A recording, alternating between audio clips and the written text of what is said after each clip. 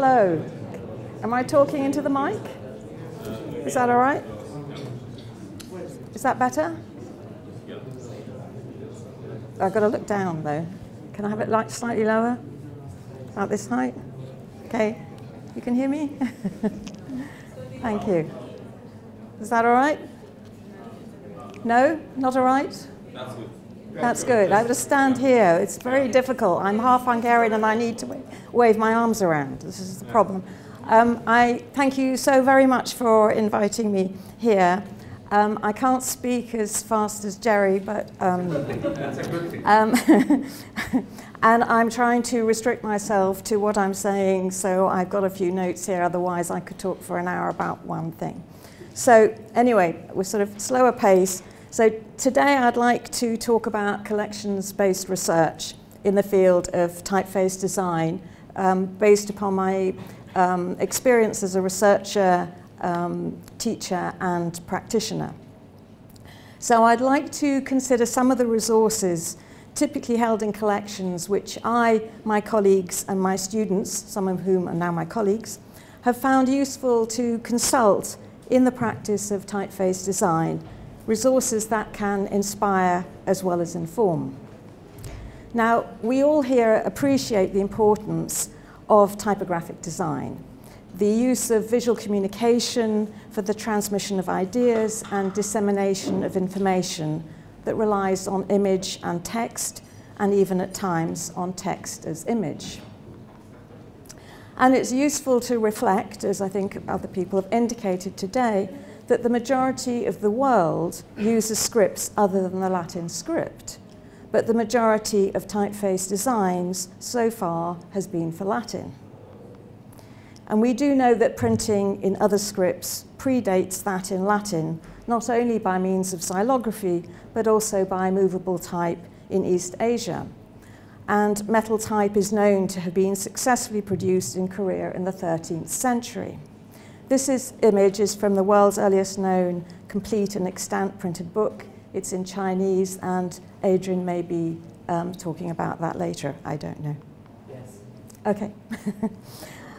Scripts serve as a vital tool for all manner of textual communication, even in areas where there has been a long-standing oral tradition, as exemplified by Emperor Ashoka's rock edicts of the 3rd century BCE, as well as by 21st century vernacular daily newspapers in print or online.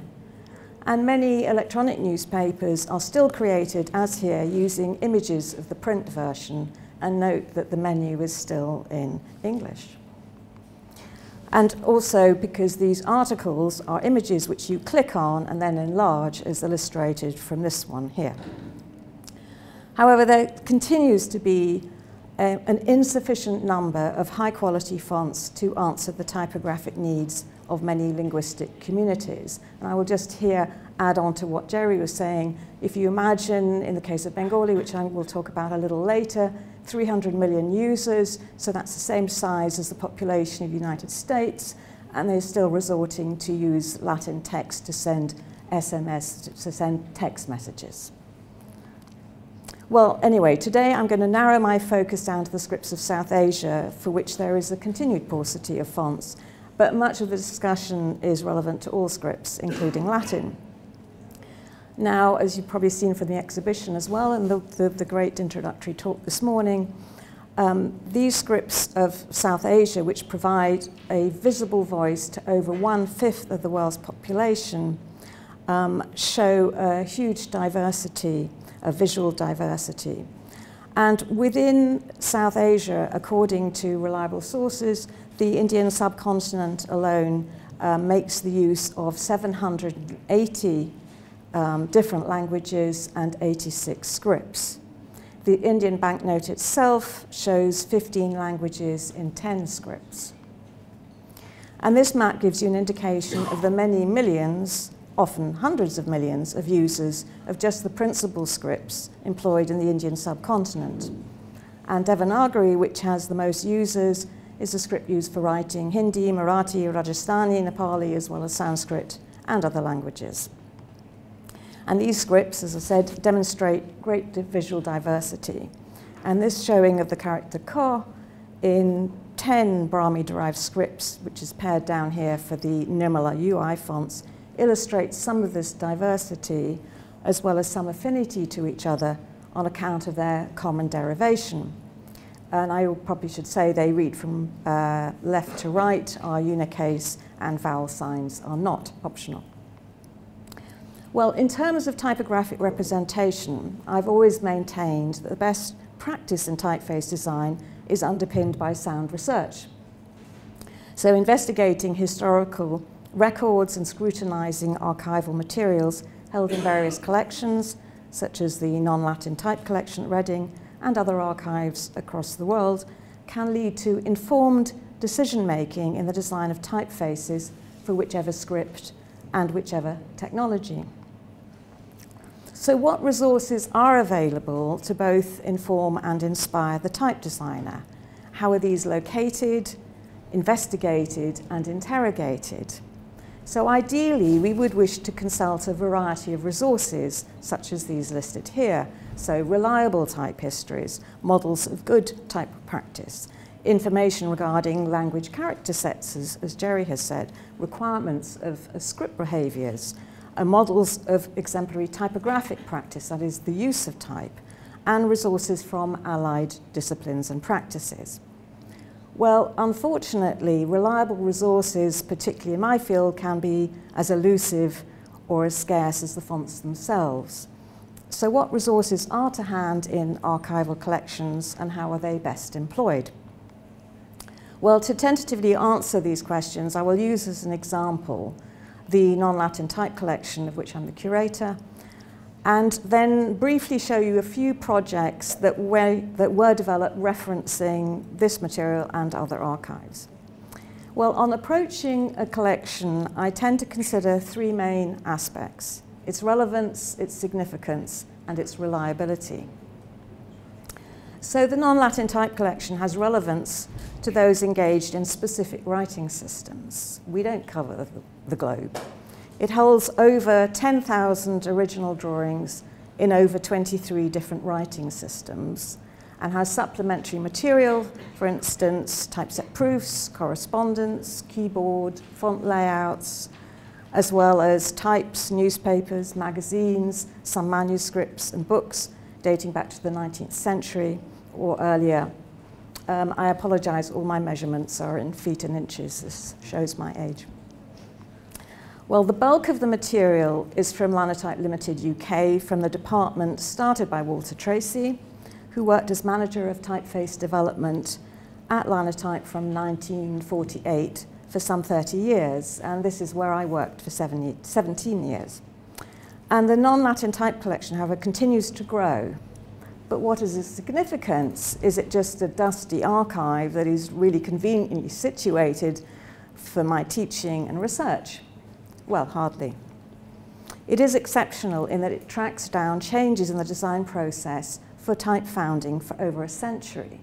So this is a period that saw perhaps the most significant changes in type making, composing, and printing methods.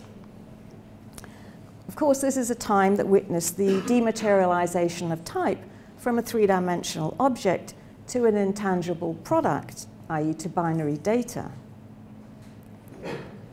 And its significance is further indicated by the fact that the collection holds the drawings of Arabic typefaces, many stemming from Tracy's time, which covered 95% of the Arabic newspaper material market, during the last decades of the 20th century, and a couple of these were shown in Mo's presentation. Now, these typefaces are still in use today, as Mo has shown, albeit often in cloned form. And here are shown selected editions of one Arabic newspaper, first published in Beirut. But it should be realized that, of course, the Arabic script is also used in South Asia with some regional variations, for instance, for Sindhi. Well, the Linotype Indian digital typefaces in the collection, a selection of which are shown here, accounted for 90% of the Indian vernacular newspaper market during the same period. And these were mainly original designs created under my watch and are still commonly used. but usually in cloned form, as most are not available today. Now, these 4 Bengali newspapers exemplify the paucity of available fonts in workable formats for South Asian languages, for they all use the same body text typeface, which are versions of Linotype Bengali that is no longer legitimately available, and only the first paper, the top left, licensed the font. A little bit more about that later. So what about the collection's reliability? Well, this is a crucial question. Well, first of all, like a number of other collections, the non-Latin type collection was never conceived of as a collection. And I should also add here that the term non-Latin is problematic, but just let's not dwell on that at the moment. So these were working drawings and documents as part of a production process. So they were never intended as a resource for future researchers. And little did I know that 20 years on, someone would be scrutinizing a critique I gave in 1993.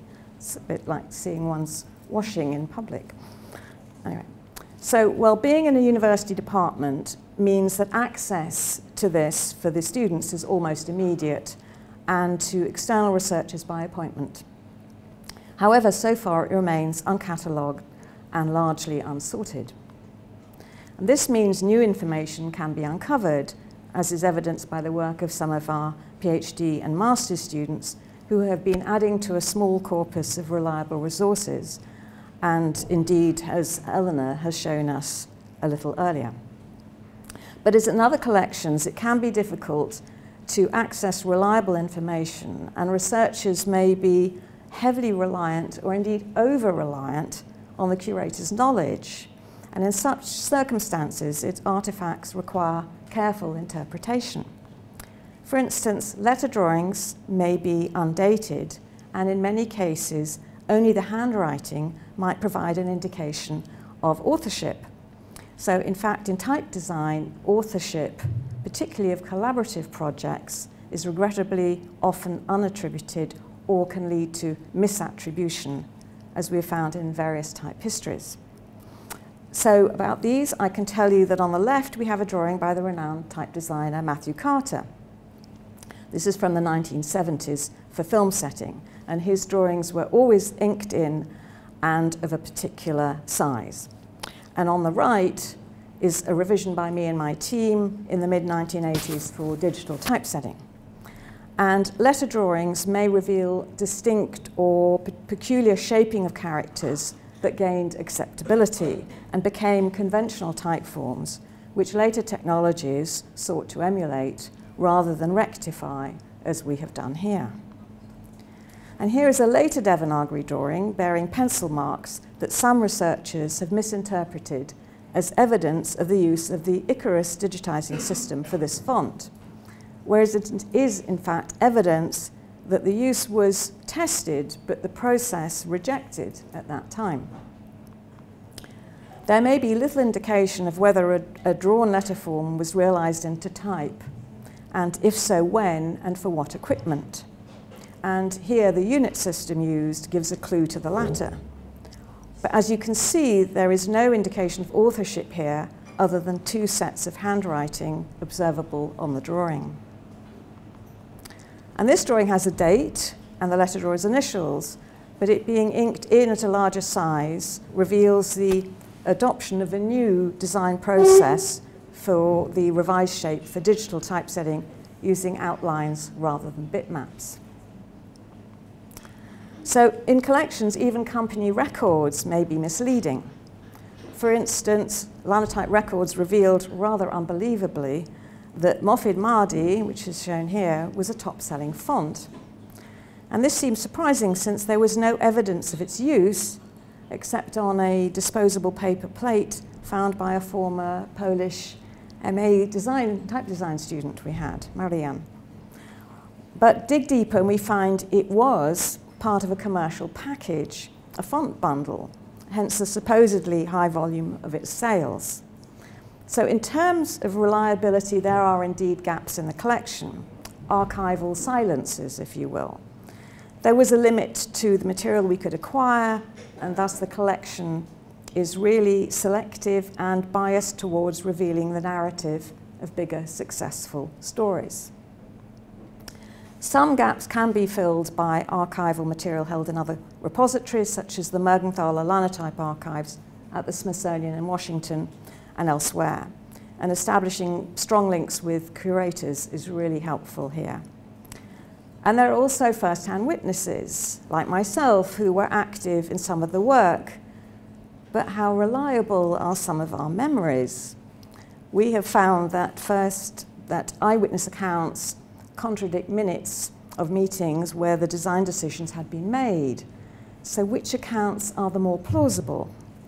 Well, to be honest, this is all very exciting stuff to the type historian. It's detective work, if you like.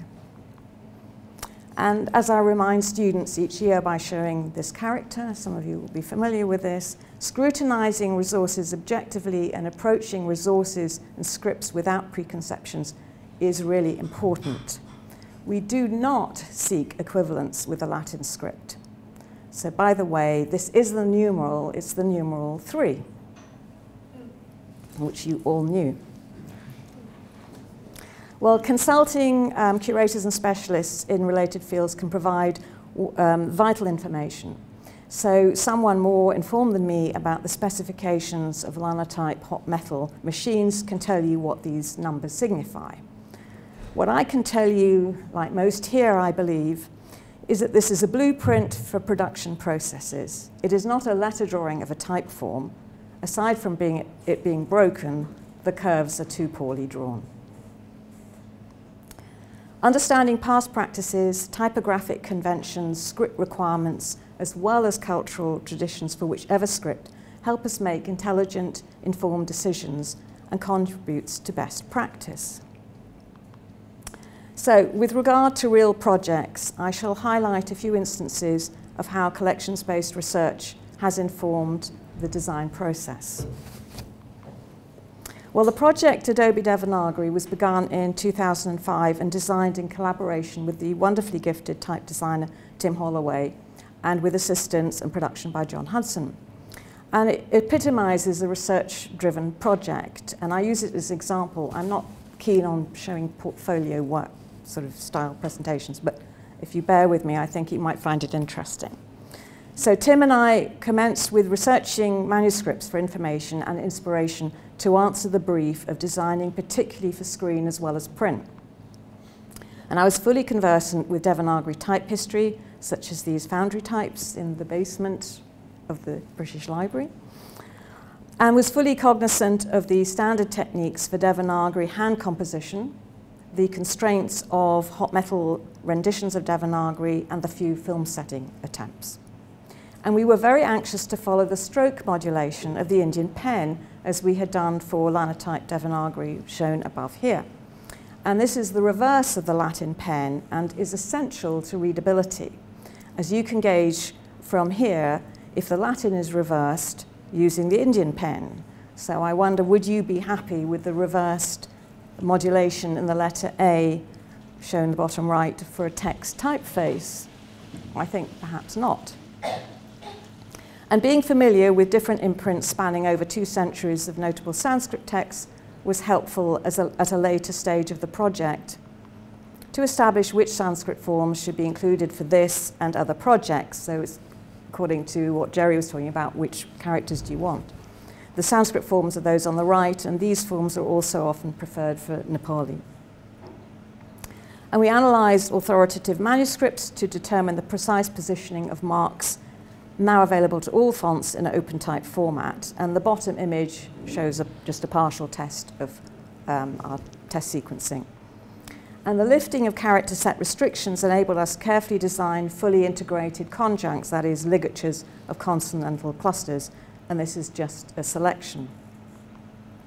So in other words, we considered past lettering and typographic practices in order to exploit current typemaking and composing tools to answer the brief and cover a range of languages that use the script, amounting to some 800 glyphs in each weight, and this now ships with Adobe Acrobat products, which means you don't have any control over how it's going to be used. So the font is, as I say, not always used as intended, and some uses are preferable to others. So moving swiftly on from this image. Archival research had underpinned my first design project all the way back in 1978, namely Linotype Bengali for the renowned publishing house Anandabazar Patrika, known as ABP. And ABP had a long history of Bengali publishing and were the instigators of implementing the Bengali script on the hot metal linotype machines that were preferred for newspaper composition. And you can see the British linotype factory here in the background. Now, for 40 years, ABP's daily newspaper was constrained by the linotype's reduced character set, shown here, of about 100 characters, rather than the customary 510 characters required for Bengali. And also for the linotype machine, the light and bold characters had to share the same widths. Furthermore, the technology did not allow kerning, so vowel signs were displaced, as shown here by these encircled on this poor quality newsprint. And one should also reflect that newsprint was still rationed in India in the 1970s. But the linotype allowed the vital dissemination of information through newspaper publishing. Well, following ABP's decision in '78 to switch to digital technology, so bypassing film setting, a long correspondence and therefore association with ABP ensued. This is a letter to me.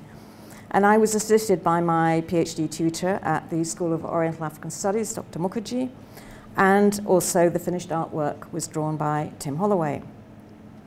And we offered new solutions for keyboarding, and ABP were the first to adopt the phonetic keyboard that we invented at Linotype in '78, which enabled the keying of contextual forms. So you didn't have to have all the characters on the key top, and which enabled the keying of contextual forms for Indian scripts, of which there are many, if not hundreds.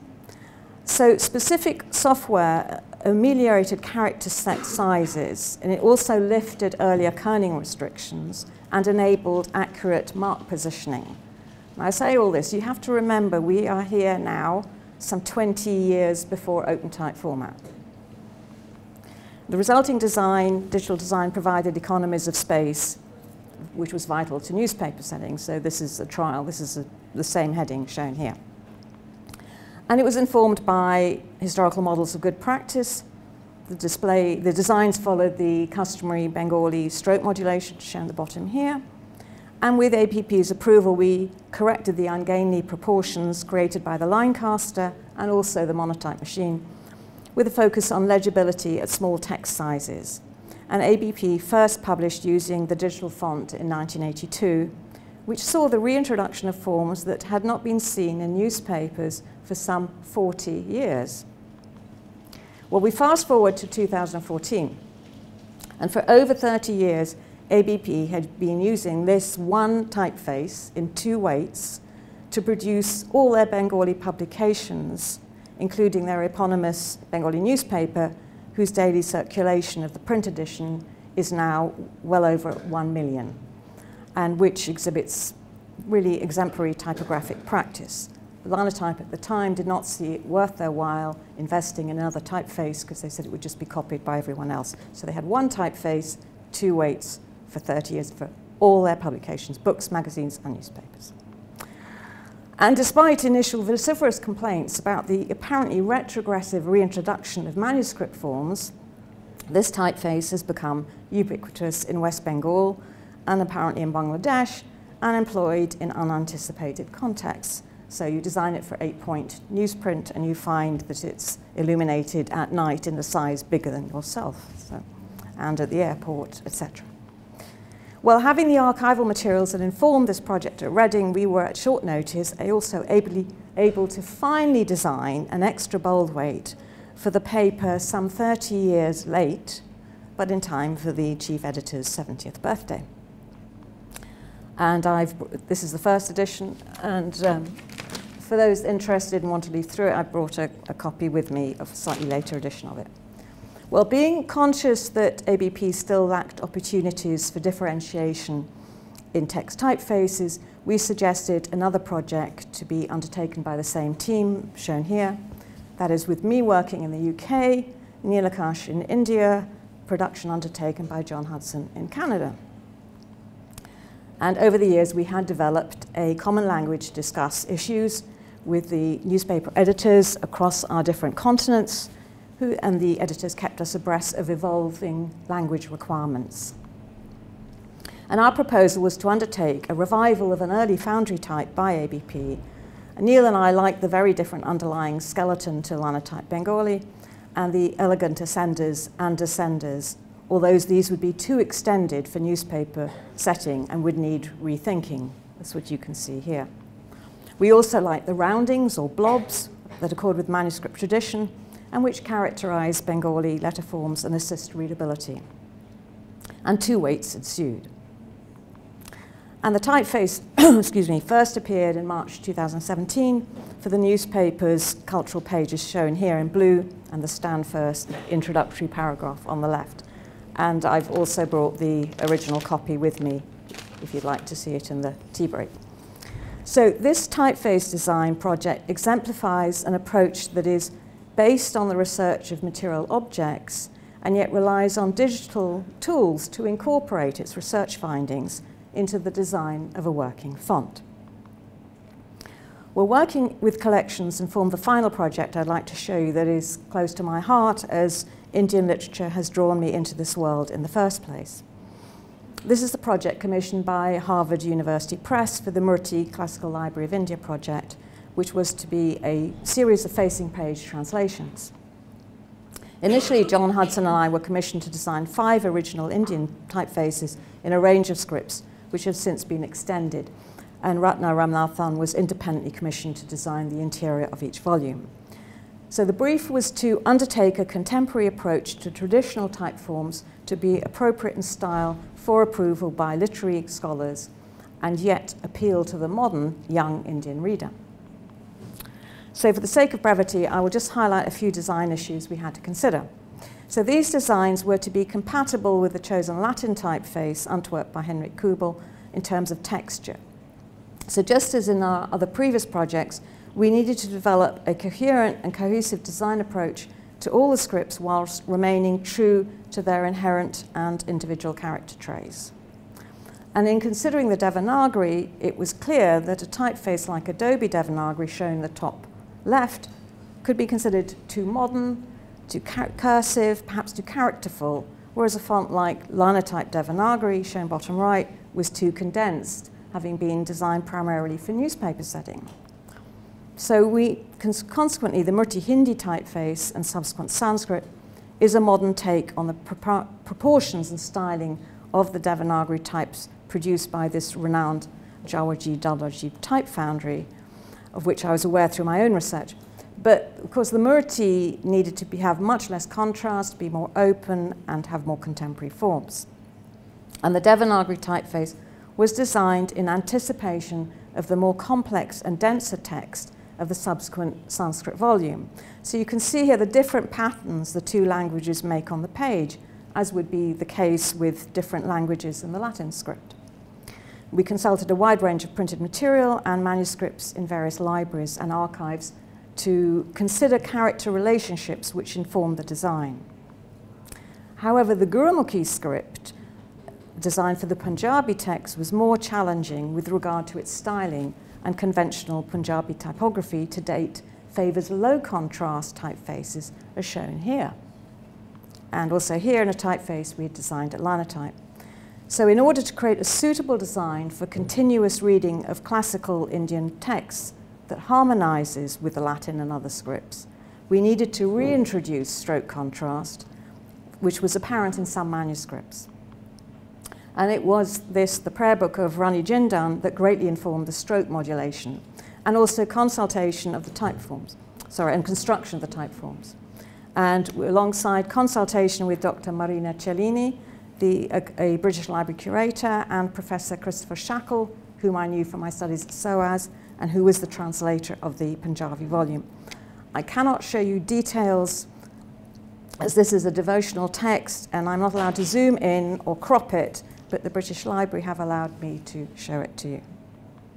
And the results are shown here in the extracts from the Punjabi, Hindi publications. And the lower extract shows what we achieved in the notes section of the pages, marrying the different scripts, including the punctuation and the numerals.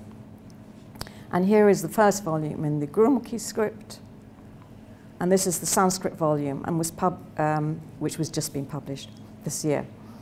And it was important for us to do justice to the beauty of the literary content, and it's heartwarming to see the welcome reception the publications have seen. And also, we are pleased that upon publication of each volume, the typefaces are available free of charge for non-commercial use, so they can be just downloaded. And I would like to say, I'm sort of running to my conclusion. So working with collections is enormously rewarding, and we can use the information that we elicit from material artifacts not to mimic the past, but to educate us in the present, to benefit the future. And I should add that today's digital technology, which probably enables more accurate typographic representation of many writing systems than had previously been possible, can also inform us by providing greater access to rich resources whilst preserving them. And after all, it is digital technology that has enabled me to show you much of what I've been discussing. So on a final note, we do like to augment the experience of working in collections by venturing into the outside world to see examples of hand lettering that often exudes such vitality that seems to be missing in many typefaces in my field. Now, if it's possible, I have 1.5 minutes of film, which, if we have time, I'd like to show. There is some sound. I don't know if we're plugged in for sound, but I shall play it anyway. Oops.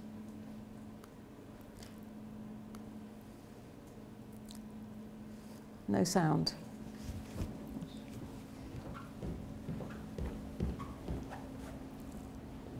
Doesn't really matter. Doesn't matter, really. It just enhances it. Do you have the on screen? Yeah, thank you. You'll just get the end of it. Just. Okay. No.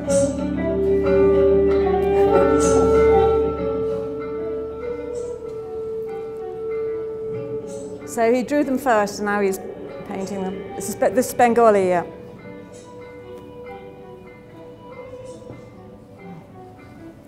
So these are the consonants. Yeah.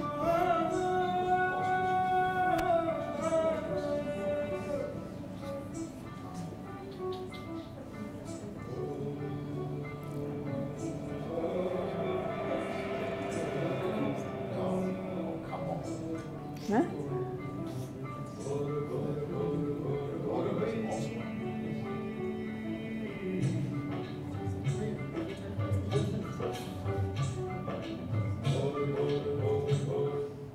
So that's half the consonants.